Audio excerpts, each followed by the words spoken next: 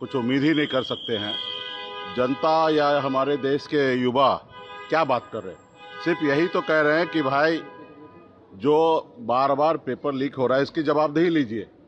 इससे पहले हमारे देश में लोक लज्जा था, कभी भी सरकार की तरफ से कोई भी बड़ा घटना होता था तो हमेशा सरकार की तरफ से लोग इस्तीफा देते थे, पद से रिजाइन मारते थे। लेकिन पिछले 11-12 सालों से जब से एनडीए की सरकार बनी है तो इनको लगता है कि ये देश इनका गुलाम है, ये देश का राजा है।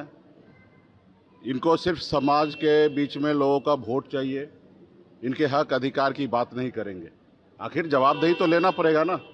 जब आज भी कोई विभाग में कोई पुलिसकर्मी कोई भी गलत करता है तो उसको सस्पेंड किया जाता है, ये तो है ही ना। अगर आपके कैबिनेट में अगर जो मंत्री है योग्य नहीं है, उससे सही से काम नहीं हो रहा है तो उसको हटाइए। हम लोग तो ये नहीं कह रहे कि उसको हटा के हमको ले लीजिए भाई। अरे आप ही के पास बहुत सारे योग्य होंगे, उनको लाइए। जब तक गलती अगर कोई करता है उसको सजा नहीं दीजिएगा तो गलती रुकेगा नहीं। तो इसके लिए आप देखिए, देश की प्रधानमंत्री हमेशा मन की बात करते हैं। देश के करोड़ों युवा आज ये बात सवाल करा कर रहे हैं, उसको डंडा पड़ रहा है, लाठी पड़ रहा है, उसके साथ मारपीट किया जा रहा है, तो ये सरासर गलत है। इसके लिए आने वाले समय में देश के युवा जाग चुका है और इनको खदेड़ा जाएगा। अभी आप सब हमेशा जानते हैं कि बिहार से जो आंदोलन निकलता है वो पूरे देश दुनिया में पहुंचता है। 74 का आंदोलन भी हमको लगता है भारतीय जनता पार्टी को पता है। और आज हमको जानकारी मिल रहा है कि भारतीय जनता पार्टी के जितने भी नेता हैं एनडीए के, सब लोग अपने अपने गाड़ी में से भारतीय जनता पार्टी का बैनर पोस्टर हटा लिया।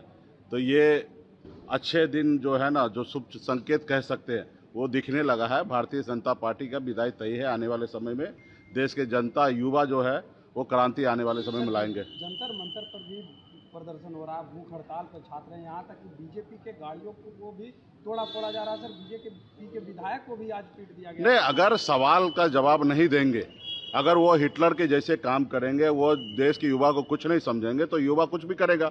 हमारे देश के युवा तो बहुत समझदार है, बहुत शांतिपूर्ण अपने प्रदर्शन कर रहे हैं। आप दूसरे देश के बारे में देखिए, बगल में नेपाल में जाके देखिए क्या हुआ।